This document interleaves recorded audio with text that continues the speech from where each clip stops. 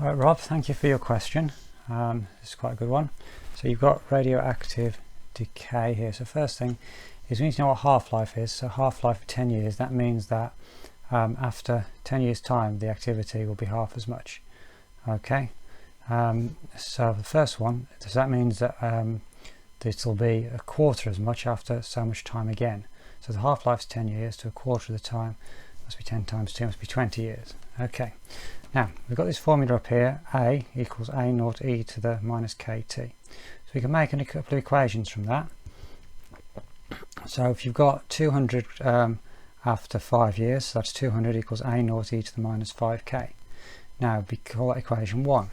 Now because we've got a half-life of 10 years, that means that in 10 years time the activity will be half as much, and so we can say 100 equals A naught e to the minus 15k, minus 15 because that's 10 years further on. Okay, so I've got equation 1 and equation 2, two simultaneous ones. If we divide them, the A naughts will cancel out and it leaves us with 2 equals e to the 10k.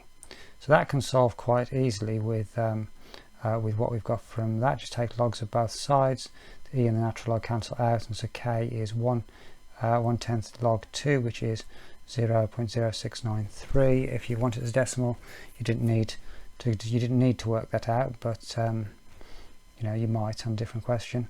Anyway, that wasn't an answer, but we can use it now. I just used the answer key on the calculator though, and I've gone back to equation 1 because what we're after is the original activity, which is A naught, and so I've substituted the constant k in there now, and that allows me to work that through. So I just divided by the e bit, and I've got 283 as A naught, so that's the original activity.